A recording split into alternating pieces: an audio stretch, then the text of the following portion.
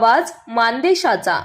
Adani Tarali pump storage प्रकल्पातील कथित नियमभंग, महसूल आणि पर्यावरणीय अनियमितता तसेच ग्रामस्थांच्या हक्कांच्या प्रश्नांवर महाराष्ट्र नवनिर्माण सेनेचे सातारा जिल्हाध्यक्ष युवराज पवार आणि जिल्हाध्यक्ष धैर्यशील पाटील यांनी जिल्हाधिकारी कार्यालयाला पुन्हा स्मरणपत्र सादर करत तात्काळ कारवाईची मागणी केली आहे। यापूर्वी राज्य पर्यावरण प्रभाव मूल्यांकन प्राधिकरण, महाराष्ट्र प्रदूषण नियंत्रण मंडळ, प्रधान मुख्य वनसंरक्षक प्रदूषण नियंत्रण मंडळ सातारा आणि जिल्हाधिकारी सातारा यांच्याकडे सविस्तर निवेदन देण्यात आले होते।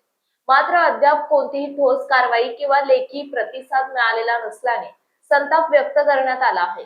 महसूल नोंदीतील गंभीर अनियमितता, जमीन वापर बदल प्रक्रियेतील संशयास्पद व्यवहार, सर्वे स्ट्रोन आणि सीमारेषा अस्पष्ट असल्याने अतिक्रमणाची शक्यता यांसारख्या मुद्द्यांकडे लक्ष वेधत प्रशासनाने तातडीने चौकशी करून दोषींवर कारवाई करावी, अन्यथा मनसेच्या वतीने तीव्र आंदोलन छेडण्याचा इशारा युवराज पवार आणि धैर्यशील पाटील यांनी दिला आहे।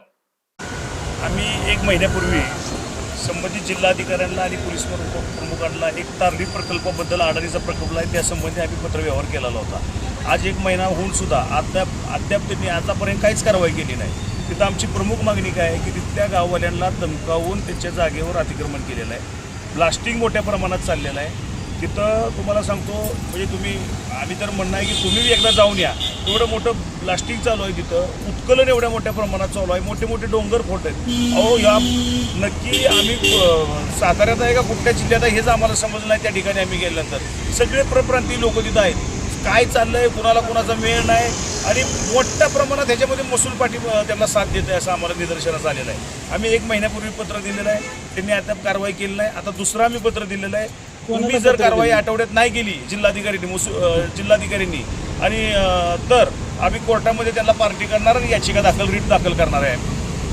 आता जर तुमची रस्त्यावर उतरून लोकशाही मार्गाने आंदोलन करणार आणि लोकशाही मार्गाने आंदोलन करूनही न्याय मिळत नसेल तर ठोकशाही पद्धतीने आंदोलन करण्यात येणार। त्यामध्ये असणाऱ्या नियमितता आहे या संदर्भात मुख्यमंत्र्यांपासून ते संबंधित सर्व मंत्री असतील, वनमंत्री असतील किंवा आपले जिल्हाधिकारी कार्यालय असेल, वन खाता असेल, सगळ्यांना आम्ही त्या पद्धतीचं निवेदन दिलेलं आहे। परंतु महसूल विभाग किंवा बाकीचे वन विभाग याच्याकडे का डोळे झाक करत आहे आम्हाला कळलं झालं। गोष्ट प्रचंड झाडांची कत्तल केलेली आहे। तिथे जे परप्रांतीय त्यांचे कुठलेही बेरोल फॉर्म करून न घेता ते तिथे काम करतात, कुठल्याही सेफ्टीचे त्यांच्याकडे हे नाही आहे। लोकांवर दबाव आणून प्रचंड प्रमाणात जमिनी लाटलेल्या आहेत त्यांनी। असे अनेक 50-60 मुद्दे आमचे आहेत त्या संबंधात। कोणकोणत्या गावात आहेत परवा पण तुम्ही बघितलं असेल, त्यांनी जलसमाधी घेण्याचा प्रयत्न केला। आता प्रत्येक वेळी कोणाला तरी प्रशासनाला हाताची धरून त्यांचे मुस्काटदाबी करायचे, लोकांचं भीतीचं वातावरण आहे। म्हणजे अडाणीसारखे लोक जे प्रशासनाला हाताला धरून दबाव टाकून जे हे सगळं करायचा घाट घातला आहे। मुळात तुम्ही त्या प्रोजेक्ट बघितला तर खालच्या तारळी धरणातून वर एक नवीन धरण बांधायचं, तिथं पाणीचा साठा करायचा आणि परत तिथनं पाणी सोडायचं आणि त्याच्यातनं टर्बाईनमधनं विद्युत निर्मिती करायची। म्हणजे ते पाणी लिफ्ट करणं किंवा बाकीचं करणं प्रकल्पाचा खर्च बघता हा सगळा सर्वसामान्यांच्या छाताडावर दगडच परवडणारच नाही।